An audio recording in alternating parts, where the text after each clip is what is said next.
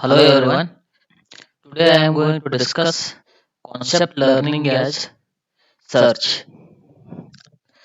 Concept learning can be viewed as the task of searching through a large space of hypothesis implicitly defined by the hypothesis representation.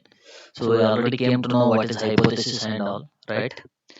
The goal of this search is to find the hypothesis that best fits the training examples, and we also came to know that what is the training examples and all, right?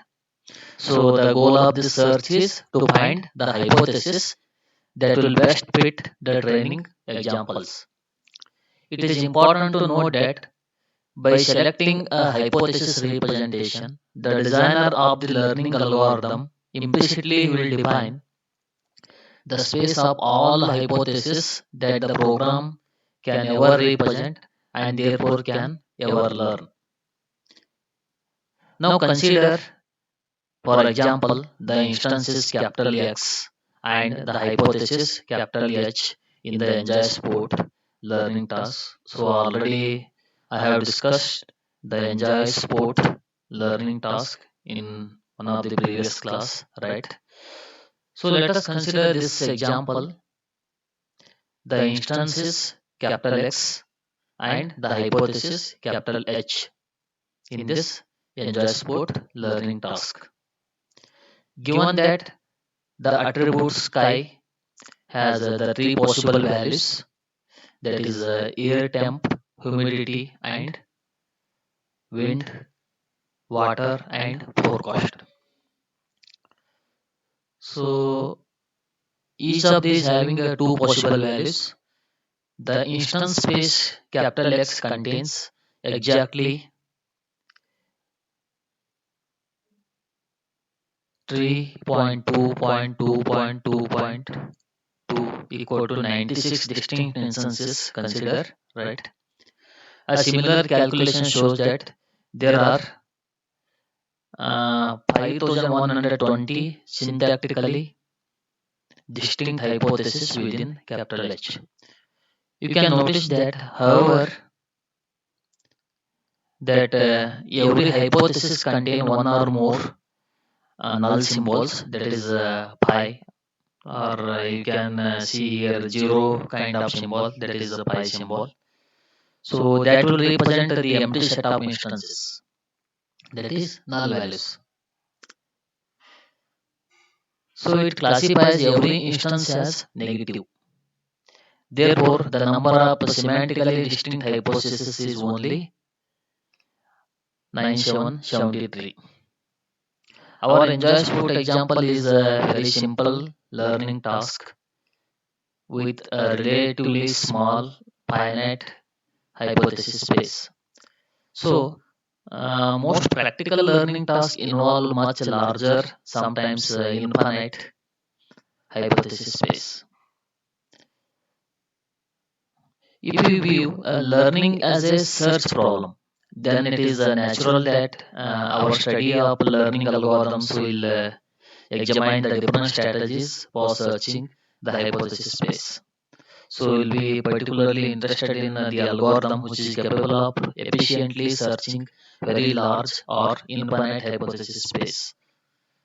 To find this hypothesis, the best fit is the training task. Means whatever the algorithm that we are using for efficient searching. So to find this hypothesis that should best fit the training data. So this is about concept learning as a search. The next concept is general specific ordering of hypothesis. Many algorithms for concept learning will organize the search through the hypothesis space by relying on a very useful structure that exists for any concept learning problem, a general to specific ordering of hypothesis. By taking advantage of this naturally occurring structure over the hypothesis space,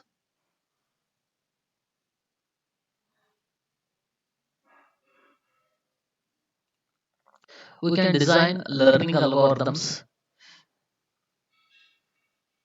that will search even infinite hypothesis space without explicitly enumerating every hypothesis.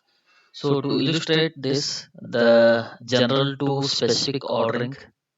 So, to illustrate this general to specific ordering, consider the two hypotheses here. You can see these two hypotheses. H1 equal to sunny question mark strong question mark. So these are the attributes here. So H1 is the hypothesis. So this is what the attributes. So these are the attributes which are involved in this hypothesis, right?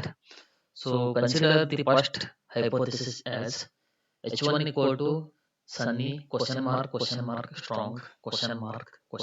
As you know, question mark indicate the general hypothesis, and the second hypothesis x2 equal to sunny question mark, right? Now consider the set of instances that are classified positively by h1 and by h2, because h2 will impose a fewer constraints, very less constraints on the instance. It classifies the more instances as positive. In fact, any instance classified positive by H1 will also be classified positive by H2. So this you have to note down. Therefore, we can say that H2 is more general than H1 because H2 contain more question mark. So you can say that H2 is more general than H1.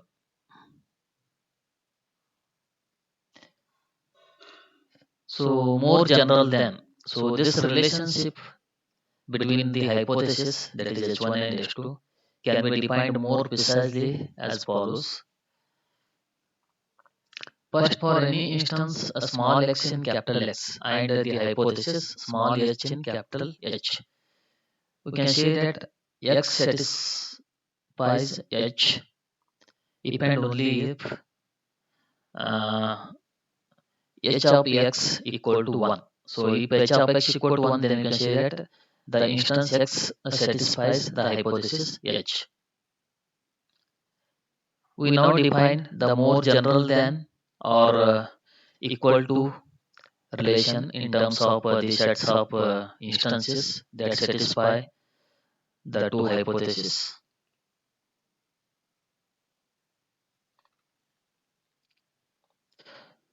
Given the hypothesis Hj and Hk, here Hj is more general than or equal to Hk if and only if any instance that satisfies Hk also satisfies Hj.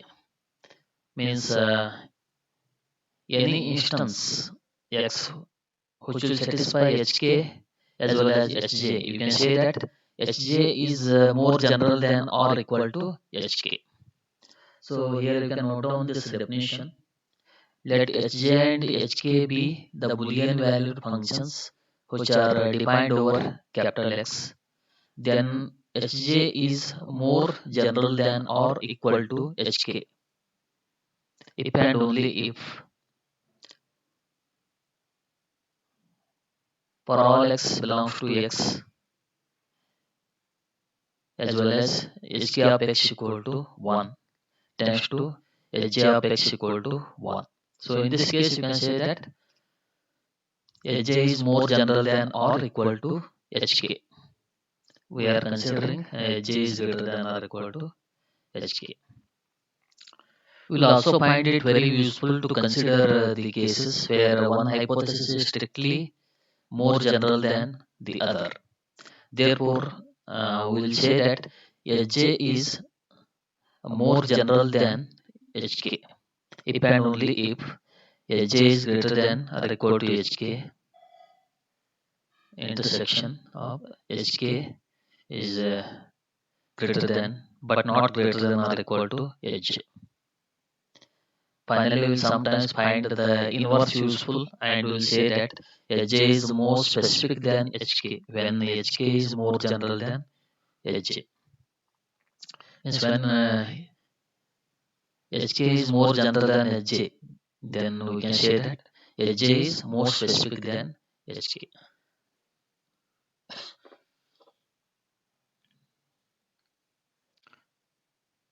So to illustrate these definitions, consider the three hypotheses H1, H2 and H3 from our Enjoy Sport example, which is clearly shown in this figure. How are these three hypotheses related by some relation?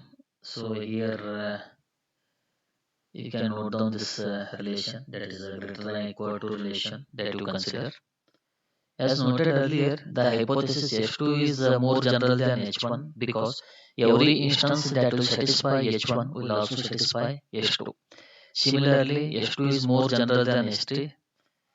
Note that neither H1 nor H3 is more general than the other.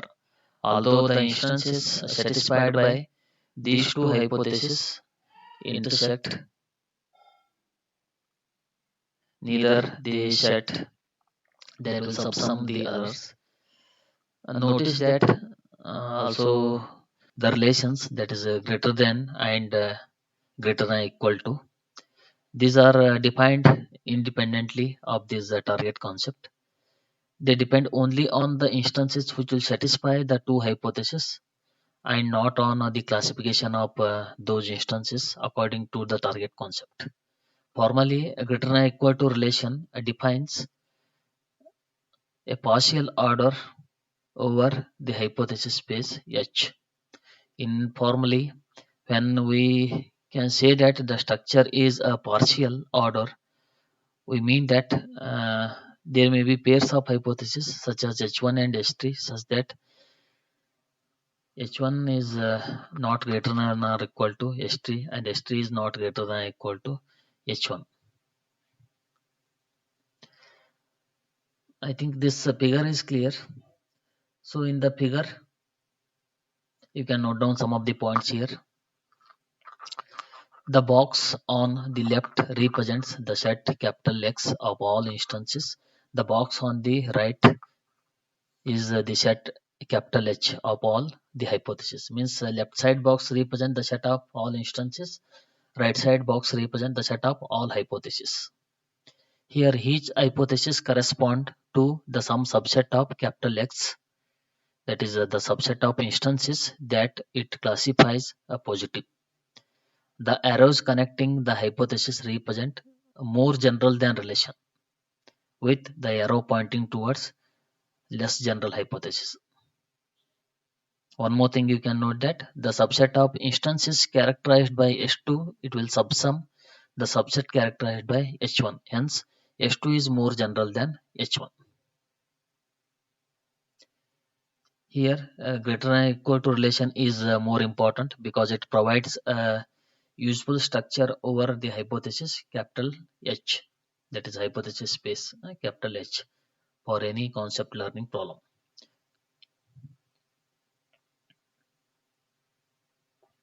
So this is about the general to specific ordering of hypothesis concept. The next important concept is finds or finds algorithm, that is finding a maximally specific hypothesis. So how can we use the more general than partial ordering to organize the search for a hypothesis consistent with the observed training examples? One way is to begin with the most specific possible hypothesis in capital H. Then generalize this hypothesis each time it fails to cover an observed positive training example. To be more precise about how the partial ordering is used, consider the finds algorithm, which is shown in this slide. So here you can see this finds algorithm. The steps of this finds algorithm is initialize small h to the most specific hypothesis in capital H. Then second step, for each positive training instance X, then for each attribute constraint ai in H. If the constant ai is satisfied by x, then do nothing. Else replace ai by small h by the next more general constraint that is satisfied by small x. Then output the hypothesis H. So this is what the Findes algorithm, and these are the steps of Findes algorithm. Now to illustrate this algorithm, assume the learner is given the sequence of training examples from this table. So here you can note down this table, and this I have already discussed this table, right? So just to illustrate this algorithm, assume that the learner is given the sequence of training examples from this table. For each enjoy sport task, right? The first step of Findes is to initialize H to the most specific hypothesis in capital H. So according to first step, so H is equal to 0000 or null values. So that is what the very first step, that is initialize H to the specific hypothesis in capital H. So 0 or null indicates specific hypothesis. So initialize H to all specific hypothesis, that is H with all null values. Upon observing the first training example from that table, which happens to be a positive example, it becomes clear that our hypothesis is too specific. In particular, none of the zero constraints or null constraints in hypothesis H are satisfied by this example. So each is replaced by the next more general constraint that fits the training example, namely the attribute values for this training example are, that is sunny, warm, normal, strong, warm, same. This H, that is hypothesis, is still very specific. It asserts that all instances are negative except for the single positive training examples we have observed. Next, the second training examples also positive in this case, right? So this second training example forces the algorithm to further generalize H. This time we are substituting a question mark in place of any attribute value in H that is not satisfied by the new example. The refined hypothesis in this case is H equal to sunny, warm, question mark, strong, warm, same. So we are substituting question mark here in place of any attribute value in H which is not satisfied by the new example.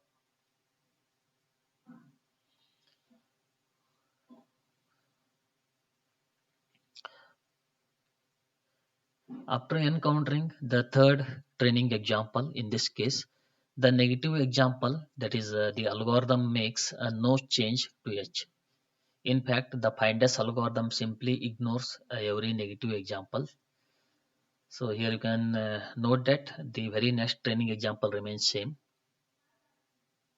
That is in the case of negative example. So the algorithm makes no change to the hypothesis. While this may at the first seem strange, you can notice that in the current case, our hypothesis is already consistent with the new negative example, and hence no revision is needed here. So in the general case, as long as we assume that the hypothesis space capital H contains a hypothesis that will describe a true target concept C, and that the training data contains no errors, then the current hypothesis, yeah, small h, can never require a revision in response to the negative example. To see why this, recall that current hypothesis H is the most specific hypothesis in capital H, consistent with the observed positive examples. Because the target concept small c is also assumed to be in capital H, and to be consistent with the positive training examples small c, it must be more general than or equal to the hypothesis small h. But the target concept small c, so this I already discussed, that is target concept small c in one of the previous class, right? So here the target concept c will never cover a negative example, hence neither will capital H. Therefore no revision to H will be required in response to any negative examples. Finally, to complete our trace of Findus algorithm, the fourth example, that is the positive training example, it leads to the further generalization of hypothesis small h, that is h equal to sunny, warm, question mark, strong, question mark, question mark. So this you can consider it as the more generalization of h.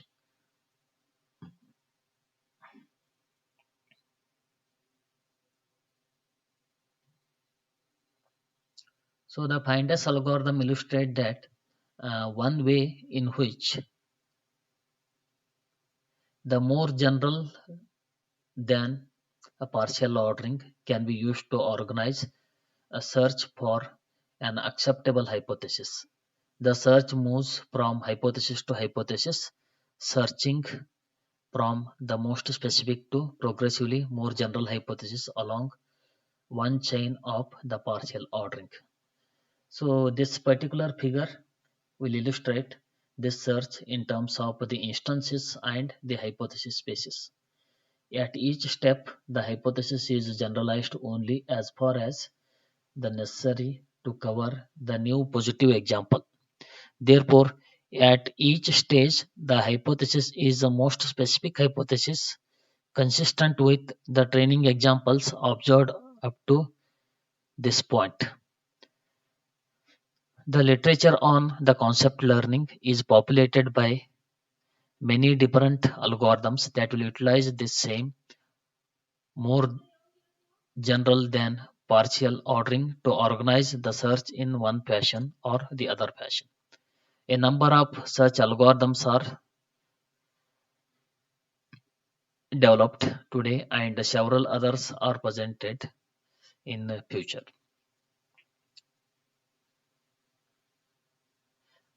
I hope this figure is clear, how this figure will relate the instances to the hypothesis.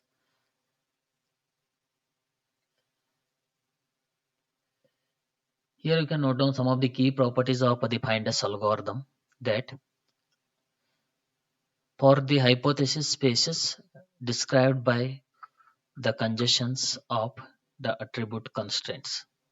So these are what the key properties of Findus algorithm for the hypothesis spaces which are described by the congestions of the attribute constraints, such as capital H for the enjoy sport task.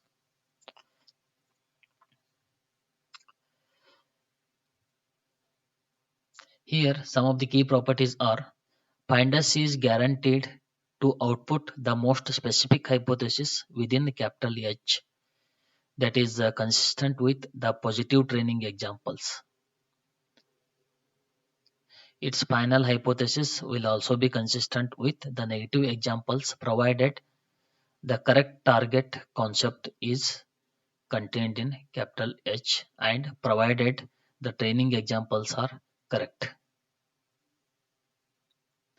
However, there are several questions still left out or unanswered by the learned algorithms, such as has the learner converged to the correct target concept, and the second one is why prefer the most specific hypothesis, that is why to prepare the most specific hypothesis.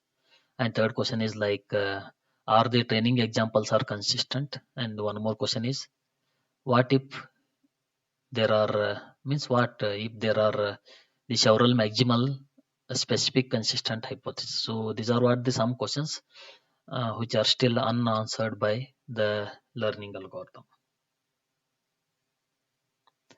So next examples, or sorry, the next concepts I will discuss in the next class. Thank you.